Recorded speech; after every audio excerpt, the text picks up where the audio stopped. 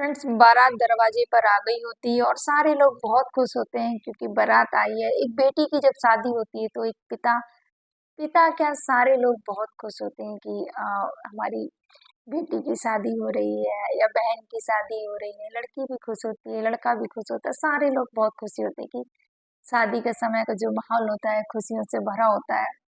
लेकिन इस शादी में ऐसा क्या हुआ, जो लड़की खुद आई बाहर और देखा उसने बहुत शोर शराबा हो रहा है। जो शादी का जो घर है वहां पर बहुत जो लोग होते हैं ससुराल पक्ष के जो ससुर हैं और मेरे जो लड़की के पिताजी हैं उनके बात में उनके विषय में बातें चल रही हैं और वो झगड़ा कर रहे हैं कि नहीं नहीं, मुझे तो फोर व्हीलर की भी डिमांड थी, हमारी आपने फोर व्हीलर भी नहीं दी, जो जो सामान था वो भी नहीं दरवाजे पर रखा है। तो ये सारी चीजें जब चल रही थी और लड़की के कान में भी आवाज जाती है कि ये सब दहेज को लेकर यहाँ पर बवाल हो रहा है। तो लड़की को बर्दाश्त नहीं होता है। लड़की तुरंत अपने कमरे से आई होती है, सजी धजी दुल्हन के रूप में बैठी थी क्योंकि जयमाला पड़ने वाली थी। उससे पहले ये सब चीजें जब दरवाजे पर आते हैं बारात लेकर, तो वो देखते हैं कि जो जो चीजें हमें मिलनी चाहिए थी ना वो है ही नहीं है वहां पर। तो जब देखते हैं तो जो दूल्हे का बाप होता है वो बहुत ज्यादा गुस्सा करने लगते हैं और लड़की के पिता पे कि तुमने तो ये बोला था हम ये देंगे वो देंगे, लेकिन तुमने तो ये दिए ही नहीं है। तो वो सारी चीजें जब लड़की के कान में आवाज जाती है कि बहुत तेज शोर शराबा हो रहा है, तो वो कमरे से आती है और हाथ जोड़कर विनम्र निवेदन करती है कि प्लीज आप सभी से मेरी रिक्वेस्ट है, हाँ मेरे पिता ने ये सारी चीजें नहीं दे पाए हैं और मैं अब आप लोगों से मैं ऐसे लोगों के यहाँ शादी नहीं करना चाहती हूँ जो इतने दहेज के लोभी हों, जो लोगों को समझना ही नहीं जानते हो। और वो तभी 100 नंबर पर कॉल लगा देती है और पुलिस आती है और वो सारी चीजें होती हैं और बारात ऐसे ही लौट के चली जाती है। तो फिर फ्रेंड्स, कहानी शुरू करने से पहले आप सभी को मेरा प्रणाम। मैं सरिता राठौर, एक सच्ची स्टोरी मैं आज आपको बताने जा रही हूँ। चैनल पे नए हैं तो प्लीज मेरे चैनल को सब्सक्राइब और वीडियो को लाइक जरूर कर देना। ये जो सच्ची घटना है वो है कानपुर की। कानपुर में एक परिवार रहता है जिनकी 3 बेटियां होती हैं और एक बेटा होता है। जो सुरेश होते हैं वो मामूली सी एक जॉब कर रहे होते हैं, नौकरी कर रहे होते हैं। मुश्किल से 25-30 हजार ही महीने पे इनकम होती है।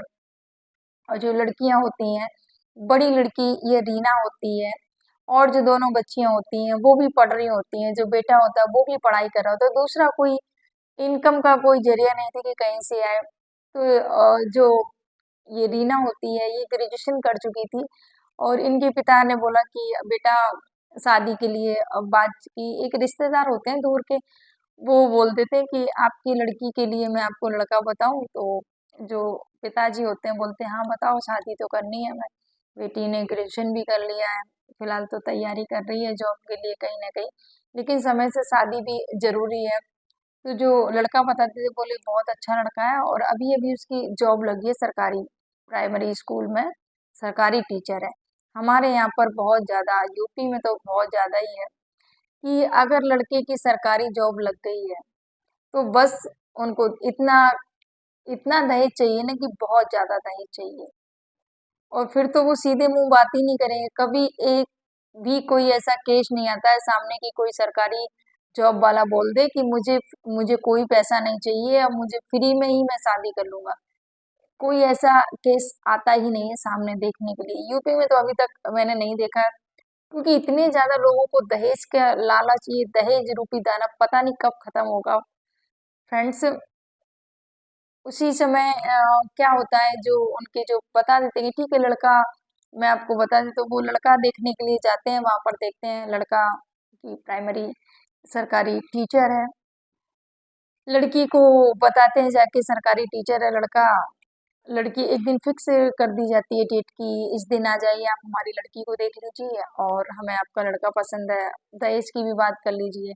तो जो लड़की का पिता होता है बोलते हैं लड़की के पिता से कि हमें एक फॉर्च्यूनर गाड़ी चाहिए, फोर व्हीलर हमें गाड़ी चाहिए और जो भी सारा सामान है इतना हमें कैश चाहिए। वो सारी चीजें जो लड़की के पिता होते हैं कि भाई हम इतना तो नहीं दे पाएंगे, लेकिन और जो लड़की के चाचा होते हैं वो बोलते हैं कि नहीं नहीं भैया, लड़का सरकारी जॉब कर रहा है, हम कर देंगे, आप टेंशन मत लो, हम आपके साथ हैं। तो जो लड़की के चाचा होते हैं वो सारा सपोर्ट करते हैं, बोले कि नहीं हम आप व्यवस्था करेंगे आपकी, आप जितना बोल रहे हैं हम देंगे आपको। वो सारी चीजें होती हैं, वो एग्री हो जाते हैं, राजी हो जाते हैं और शादी फाइनल हो जाती है। जब शादी फाइनल हो जाती है उसके बाद में शादी की डेट के 2 महीने पहले ही, 2 महीने बाद शादी है, 2 महीने पहले ही जो लड़की का भाई होता है ना, उसका एक्सीडेंट हो जाता है। जब एक्सीडेंट हो जाता है तो जो, क्योंकि जिस घर में शादी हो और उस घर में एक्सीडेंट हो जाए, तो जो भाई को ज्यादा ही चोटें आई थी तो वो बहुत ज्यादा सीरियस कंडीशन में था, आईसीयू में भर्ती था। आईसीयू में डेली उसका जो चार्ज था बहुत ज्यादा लग रहा था। जो शादी के लिए, जो रीना की शादी के लिए जो दहेज के लिए इकट्ठा कर रखा था पैसा और वो सब चीजें, वो सब उसके उसमें लग गया था, बेटे को बचाने के लिए, जो रीना का भाई था उसको बचाने के लिए।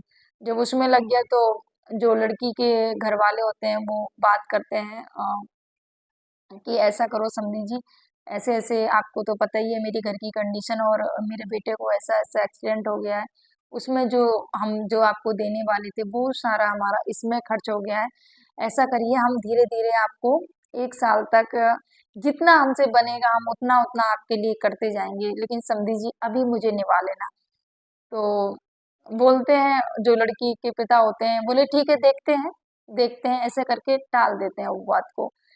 उसके बाद में जो लड़की के चाचा होते हैं बोले कि हम देखते हैं, कोशिश हम अपनी तरफ से पूरा करेंगे कि आपको जितना हो सके हम उतना दे सकें, हमारी कोशिश यही रहेगी, लेकिन अब भतीजे को ऐसी सी बात हो गई है तो उसको सही होना बहुत जरूरी है, शादी तो हम बाद में भी वो कर सकते हैं। तो ये सारी चीजें लड़की के चाचा ने भी उनसे बोला तो वो मान जाते हैं, बोले ठीक है अभी तो 2 महीने हैं, उस तब तक आप देख लीजिए, व्यवस्था करिए जो भी होता है। तो टाइम हो जाता है जब 2 महीने शादी की डेट पास में आ जाती है, जो लड़की का भाई हो जाता है, क्योंकि वो भी पहले से स्वस्थ हो जाता है, क्योंकि इतने दिन तक वो हॉस्पिटल में और फिर घर आके उसकी अच्छे से देख रेख हुई, दवाइयाँ और वो सारे खर्चा तो बहुत हो गया, क्योंकि 6-7 लाख रुपए उसके भाई के ट्रीटमेंट में ही लग जाते हैं। जो खर्चा होने के बाद में, लेकिन वो अच्छे होके आ गई, क्योंकि 3 भाइयों में एक अकेला भाई था। भाई घर आ जाता है, उसके बाद में 2 महीने शादी का भी टाइम आ जाता है। जब शादी का टाइम है तो पिता को बहुत ज्यादा टेंशन हो रही होती है, क्योंकि अम, जो दहेज के लिए पैसे इकट्ठे कर रखे थे वो सारे बेटे में लग जाते हैं। तो जो बेटी होती है बोलती है कि पापा आप क्यों चिंता कर रहे हैं, आप क्यों चिंता कर रहे हैं, देखते हैं बात करेंगे क्या होता है क्या नहीं। और जब लड़का, क्योंकि लड़का यहाँ पर दहेज के लिए बिल्कुल वो नहीं करता है, लड़का बोलता है अरे कोई बात नहीं, लड़की अच्छी मिल रही है, लड़की सुंदर है, पढ़ी लिखी है, और क्या चाहिए। लेकिन जो लड़की के पिता होते हैं बहुत ज्यादा लालची और बहुत ज्यादा लोभी होते हैं, वो बोलते कि नहीं नहीं मेरा लड़का तो सरकारी जॉब में लगा है, मुझे तो इतना पैसा कम से कम मिलना चाहिए, फलाने की देखो लड़की की शादी हुई है, देखो फलाने को इतना पैसा मिला है, उसको सरकारी जॉब है उसकी, तो तुम्हें भी इतना मिलना चाहिए, अगर इतना नहीं मिला तो हमारे समाज में तो वो हो जाएगी, बदनामी हो जाएगी, देखो सरकारी जॉब थी लड़की को, इतना इसको कुछ भी नहीं मिला उसको तो ये सारी चीजें लड़के के पिता के दिमाग में चल रही थी। टाइम हो जाता है शादी का, बारात लेके जाते हैं वहां पर, बारात जाती है, स्वागत अच्छे से किया जाता है, क्योंकि बारात आई है और सारे लोग बहुत खुश थे। उसी समय जो लड़की के पिता, लड़के का जो पिता होता है वो वहां पर हंगामा शुरू कर देते हैं कि देखिए कुछ भी नहीं रखा है दरवाजे पे, इतनी तो लाज रखी जाती है कि थोड़ी बहुत हमारे 4 रिश्तेदार आते हैं वो देखेंगे, और ना कुछ गाड़ी का पता है ना कुछ, ये सब चीजें जब होने लगती हैं जोर शोर तेजी से होने लगता है। और तो जब लड़की के कानों में आवाज जाती है कि इतना हंगामा बाहर क्यों हो रहा है, क्योंकि शादी का घर है, क्योंकि जयमाला पड़ने वाली थी, उससे पहले ही हंगामा हो गया। दुल्हन के रूप में जो लड़की होती है वो तैयार होके बैठी हुई होती है कि हाँ बारात आ चुकी है और अभी थोड़ी देर बाद मुझे स्टेज पे जाना है। वो तैयार थी, जब उसको पता चला कि मेरे पापा से ऐसे बात की जा रही है और दहेज को लेकर यहाँ पर हंगामा चल रहा है, तो लड़की बहुत परेशान होती है और बोलती है कि मुझे ऐसे लोग नहीं चाहिए, मुझे ऐसे रिश्तेदार नहीं चाहिए, मुझे ऐसा जीवन साथी नहीं चाहिए जो मेरे लिए ना बोल पाए। यहाँ पर अगर लड़का भी चाहता बोलता पिताजी को समझे, लेकिन लड़के ने कुछ नहीं, वहां पर जो पिताजी बोल रहे थे लड़का वही उन्हीं बातों पर एग्री था, वो अपने हिसाब से कुछ नहीं बोल रहा था। एक बार लड़के ने बोला अरे पापा छोड़ो, लेकिन जो पिताजी थे वो मानने के लिए तैयार नहीं थे बात को। उसके बाद में जब लड़की आती है बाहर गुस्से में, और लड़की हाथ जोड़ के बोलती है कि आप सभी से मेरा विनम्र निवेदन है, प्लीज मुझे ये शादी नहीं करनी है और आप बारात को वापस ले जा सकते हैं। मैं ऐसे दहेज लोभियों से बिल्कुल भी शादी नहीं करना चाहती हूँ। जब ऐसा बोले तो लड़की के जो पिता होते हैं बोले बेटा मैं बात कर रहा हूँ। बोले नहीं नहीं पापा, ये बात मेरी आत्मसम्मान की है। यहाँ पर आप दहेज को मान्यता दे रहे हो, यहाँ एक बेटी की आपको नहीं पड़ी है कि एक एक फैमिली को नहीं समझ रहे हो आप, कि जिस परिवार ने आपके साथ में रिश्ता जोड़ा है उनको आप, उनकी आप दुख तकलीफ उनकी परेशानी को नहीं समझ रहे हो। यहाँ पर आज आप अपनी अपनी देख रहे हो, आप दहेज को लेकर इतना शादी के घर में आप बवाल कर रहे हैं। ये आगे जाके हमें क्या समझेंगे पापा, हमें इनसे रिश्ता नहीं रखना और हमें शादी नहीं करनी, ये दहेज लोभी है। जब ये सब लड़की ने बोला तो पापा, लड़की के पिताजी भी वहां शांत हो गए, और लड़की ने 100 नंबर पे कॉल किया और वहां पुलिस बुला के और जो मामला था वो सब बताया, और वो खाली हाथ ही लौट गए। लड़की ने खुद ही बारात को लौटा दिया वहां पर। उसके बाद में लड़की ने बोला कि पापा आप बिल्कुल भी टेंशन मत लेना, ये जो मेरे छोटे बहन भाई हैं इनकी मैं जिम्मेदारी लेती हूँ पापा। मैं आपकी बड़ी बेटा तो नहीं हूँ, बेटी हूँ, पर मेरा जो भाई है उसकी जो दवाई में खर्च लगा है वो इन सब उस पर आप बिल्कुल मत जाना कि इतना सब खर्चा हो गया और ये सब, बिल्कुल नहीं पापा। मैं कुछ ऐसा करके दिखाऊंगी कि लोग याद करेंगे। बेटी क्या करती है, ग्रेजुएशन हो चुका है, वो तैयारी शुरू कर देती है आईएएस पीसीएस की। और जब वो तैयारी शुरू करती है, दिन रात पढ़ती है और उसका एक दिन सिलेक्शन हो जाता है आईएएस पीसीएस में, वो शिक्षा विभाग में उसका जब सिलेक्शन हो जाता है, उसके बाद में पूरे घर में एक खुशी की लहर दौड़ पड़ती है कि अरे बेटी शिक्षा विभाग में और हो गई है, बहुत खुशी। एक अधिकारी बन जाती है वो बेटी। जब अधिकारी बन जाती है तो उसका जो ब्यौरा होता है वहाँ पूरा संभालना और वो सब चीजें उनको, उसको पद मिल जाता है, और वहां पर उनकी जो नियुक्ति होती है, जहाँ वो लड़का जिससे शादी टूटी थी वहां पर ही उनको एक दिन उसी स्कूल में जाने का वो मिलता है कि हाँ वहाँ जांच के लिए जाना है, निरीक्षण करना है जाके वहां पर कैसा क्या चल रहा है। जब वो अधिकारी बनकर वहां पर जाती हैं तो वो जो लड़का वहां पर स्कूल टीचर था वो बोलता है कि जब वो देखता है कि वो पहचान ले, बोले अरे आप, बोले हाँ मैं वही हूँ जिसको तुमने ठुकरा दिया था, जिसके लिए तुम्हारे घर वाले इतना लड़ाई झगड़ा कर रहे थे और आप वहां पर शांति से खड़े हुए बस देख रहे थे। आपने एक शब्द नहीं बोला, आप ओनली सुन रहे थे। तो वो वहां पर बोलता है कि हाँ मुझसे गलती हो गई, मैं सॉरी बोलता हूँ, तुम आपको क्षमा करो मैडम, मुझको मुझसे बहुत बड़ी गलती। बोले अरे अरे हो गई, कोई बात नहीं, आप रजिस्टर दिखाइए मुझे यहाँ, मैं यहाँ पर देखने के लिए आया, चेक करने के लिए। तो रजिस्टर में कुछ कमियां निकलती हैं, जो उनकी जो कागज होते हैं वो बराबर से कंप्लीट नहीं होते हैं, तो वो वहां पर बोलती है कि मैं आपको सस्पेंड कर रही हूँ। जब वो बोल देते हैं, बोल क्षमा भी मांगते, बोले नहीं नहीं मैडम ये सब, लेकिन बोली नहीं नहीं ये कुछ नहीं, आज जो है वो है, गलतियां हैं तो आपको मैं यहाँ पर सस्पेंड करती हूँ।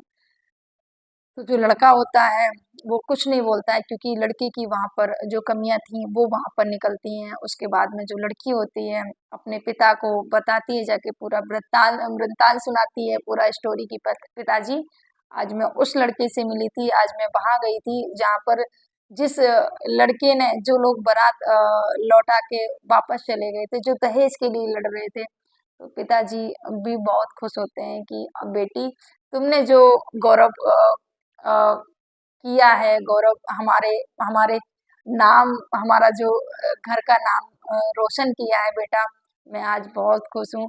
और पिता ने बोला कि बेटा ये भी जो छोटी बहन है ये भी तुम्हारे जैसे ही है करे।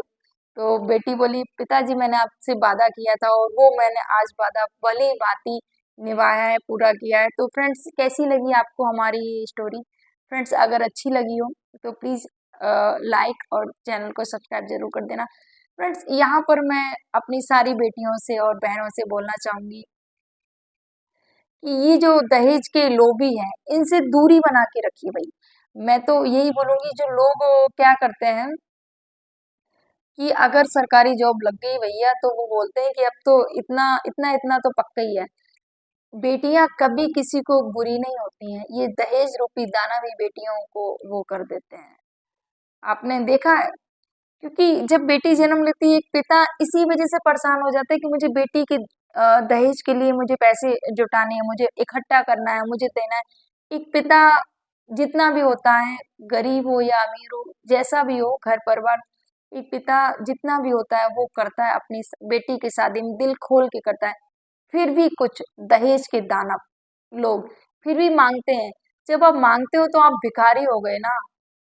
अच्छा, देने वाला बड़ा होता है या लेने वाला बड़ा बड़ा होता है, बताइए? जो दाता है वही तो बड़ा है ना। जो दाता है, जो दे रहा है आपको, आप ले रहे हैं, आप मांग रहे हैं, फिर भी आप बोलते हैं अरे भैया हम बड़े हैं, हम लड़की वाले हैं। फ्रेंड्स, अगर मेरी स्टोरी और मेरी बात अच्छी लगे तो प्लीज अपना कमेंट जरूर करिएगा। फ्रेंड्स, आप सभी को मेरा प्रणाम। जय हिंद, जय भारत, जय सिया राम।